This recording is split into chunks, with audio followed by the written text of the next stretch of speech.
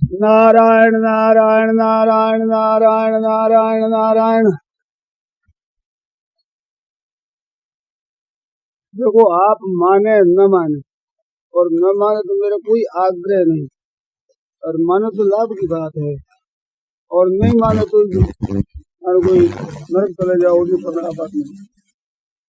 श्री गोविंद का जी को, शेर जी गोविंद का जी, जो जयदयाल जी गोविंद का, उनको मैं तत्व की जीवन मुक्त महापुरुष मानता हूँ, और ये मैं माना है, और उनकी लेखनी पढ़ी है, उनके साथ में रहा हूँ, उनके आचरण देखे, और देखने से वो बात दृढ़ होती है। दूसरे सुनने पर श्रद्धा बैठती है, पास में रहने पर वही श्रद्धा नहीं रहती।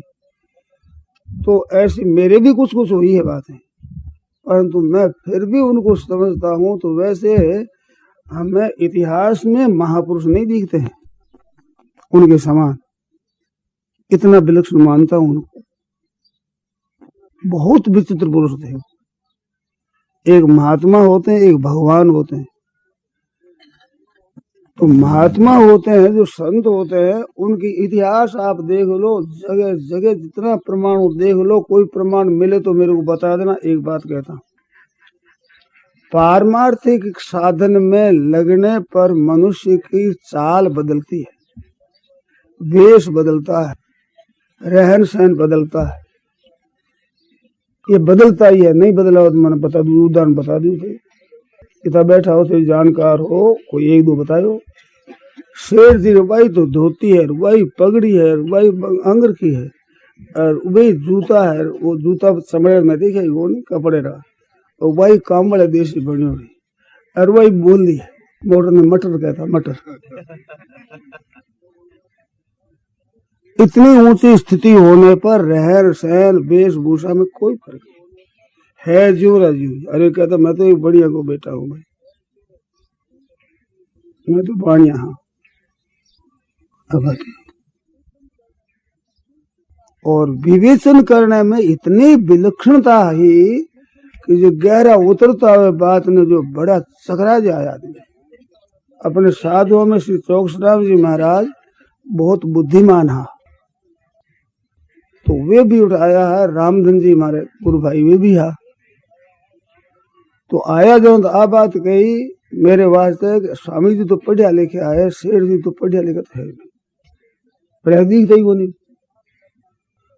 तो अन व्याख्यान चोखो ऐ तो मारवाड़ी मिश्रित बोले, वे चौकसराम जी महाराज कहने लगा कि मैं एक बात अठ देखी जो कठे नहीं देखी। चौकसराम जी महाराज क्यों, रामधन जी ने वहां मने गए, जो तत्व की जीवन मुक्त पारमार्थिक विशेष हो जाएगा, वो व्यवहार में इतना चतुर नहीं होगा, और व्यवहार में बहुत सावधान होगा, वो पारमार्थिक में ऊंचा नहीं होगा। शेर जी से कोई बात पूछ लो, व्यास पूछ लो, सगाई संबंधी पूछ लो, पारमार्थ पूछ लो, ज्ञान योग पूछ लो, ध्यान योग पूछ लो, कर्म योग पूछ लो, भक्ति योग पूछ लो, अष्टांग योग पूछ लो, सब बातों की बारीक बारीक पुर्जा पुर्जा बता दे। ये एक बात में एक जगह ही देख, चौकसराम महाराज कही अंत में सब बातों में 14 आदमी नहीं हुआ करे, एक एक विषय हो जाएगा।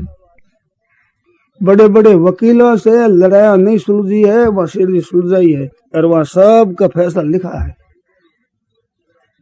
मेरे सामने 5, 7, 10 ऐसे फैसला किया है। सत्संग छोड़ देता वह फैसला कर रहा हूँ। और करोड़पति लखपति आदमी अड़ जाए ये कुर्सी पर, चमचो महल है वो कहते महल, नहीं तो आदमी मर जाए आपस में, ऐसी लड़ाई जबकि सबने सचा दिया, राजी कर दिया दोनों, ऐसा फैसला कर देता।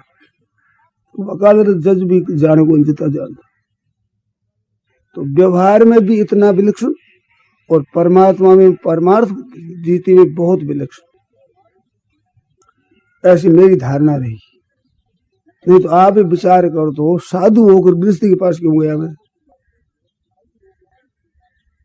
कोई साधु ऐसा मिला नहीं मेरे को, मिलता तो मैं नहीं जाता। ऐसे विलक्षण थे मेरी दृष्टि में। उनकी चाल साल विचार भय वेशभूषा तो अवतार की,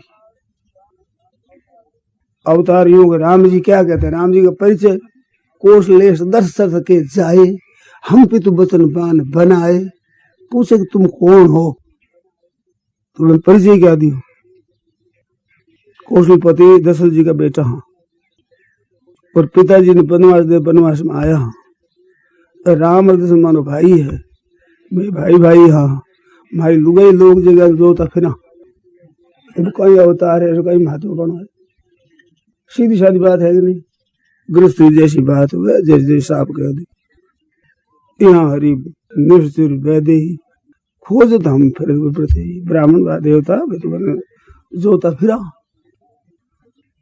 अब बात की अपना परिचय और दियो, कठिन युगों में महात्मा हूँ, भगवान हूँ, संत हूँ, बड़ी बुद्धि, जिन शेर जी परिचय वही, वेशभूषा में वही परिचय।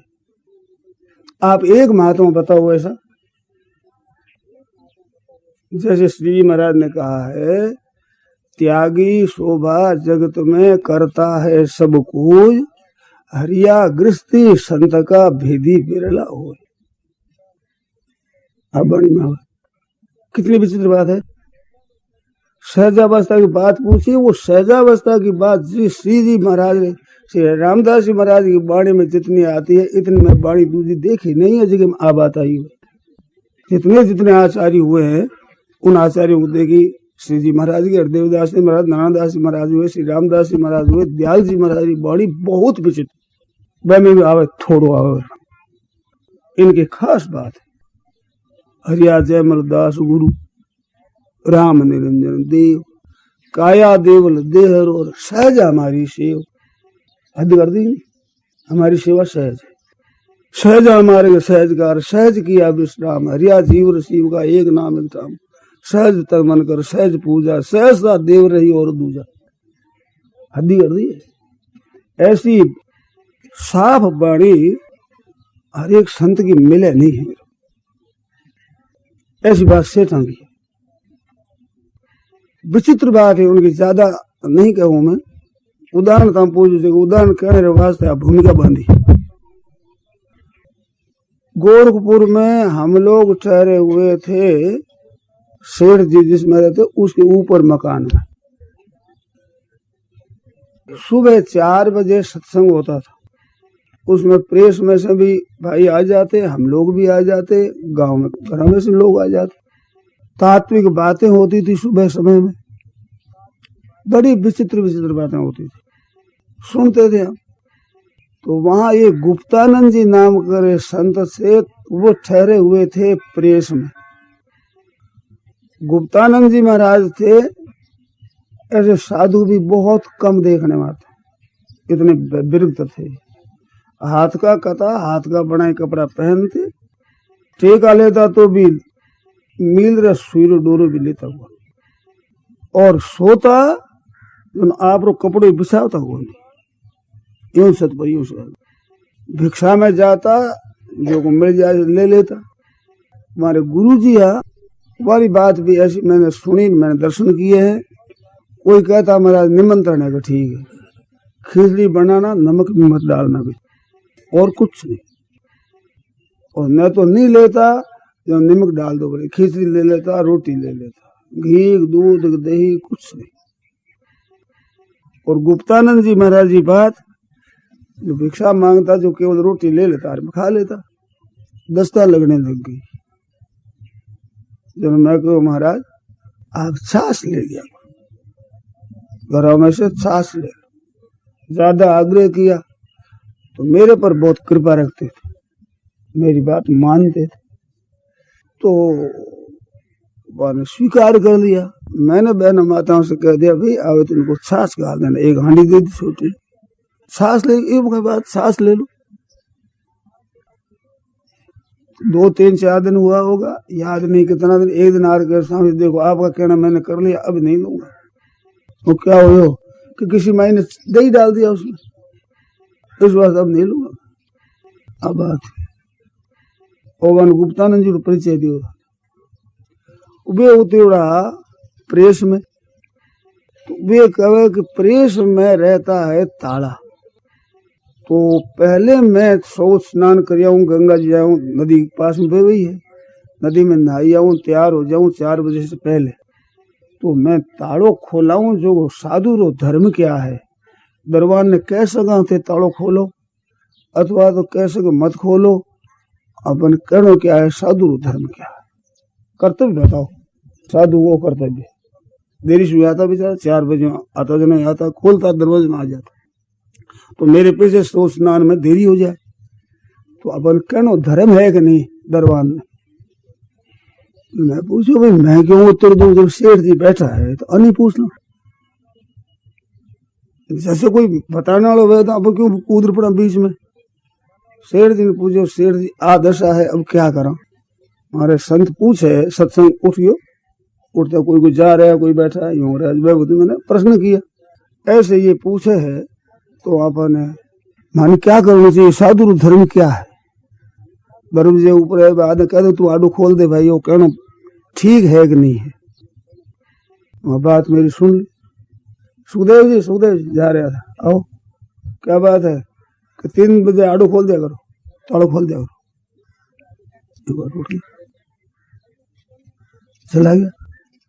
अब ये गुप्तानंद जी खबर मच गई कि मैं तो एक मेरे वास्ते कहूँ रोजीना ड्यूटी लगा दी, रोजीना ही ड्यूटी लगा दी, तो ठीक नहीं हुई। भिक्षारू टाइम हो गया, हमारे शेर जी आपसे मेरी बात करनी है। अच्छा भिक्षा कर भोजन कर गया। मैंने कहा आपने ये बता, उनके तो एक अपने लिए दरवाजा खोलाने का संकोच, और आपने सदा के लिए ड्यूटी लगा दी खोज लेंगे, तो उनकी भारी लगी। इन वास्ते ये क्या उत्तर दिया आपने, समझ में बैठाई दिला नहीं समझ में ना। मैंने पूछा तब महाराज उत्तर दिया बेढ़ाई संतोष। कहते हैं कि साधु का कर्तव्य पीछे बतावे जब हम अपना कर्तव्य पालन करें। हम तो कर्तव्य पालन करें ही नहीं, साधु का कर्तव्य बतावे, हमारा अधिकार नहीं होता। तो उनको क्यों कहना पड़ेगा दरवाजा खोल दो। हमारा कर्तव्य है कि साधु को दरवाजा खोल दो, तो क्या कर्तव्य हमने पालन किया। इसे यही बताया कि तुम मत कहो। इतना वर्षों से मैं साथ में रहता हूं, मेरे अकल में नहीं आई बात, या शेर जी कैसे कर दी। तो आदमी आचरण समझ में थोड़ी आवश्यक भाई कौन सा आदमी किस वक्त में कौन सा काम करता है। तो बताओ बीती घटना, मेरी बीती हुई घटना है, मैंने देखी है, पूछी है, हमारे समझ में नहीं आई थी भाई, कहने से समझ में आएगी चट सी। आप बताओ आपकी शंका रही हो तो। गुप्तानंद जी बेचारे खलबली हुई, रोजी ने ड्यूटी लगा दी इनकी, तो मेरी भी समझ में नहीं आई बात। भिक्षा फिरा किया जाती बात, चिंतन को बात क्या होगी। शेर जी ने ऐसे कैसे कर दिया, यह बात है। जो कोई कर्तव्य पूछे थारो कर्तव्य वो है, बता बताइए कुछ सीधे हुक्म ही दी। इस वास्ते मनुष्य की लीला भी समझ में नहीं आती है, किस समय में कौन सा काम कैसे करते हैं। ऐसे भगवान कृष्ण की लीला कैसे समझ में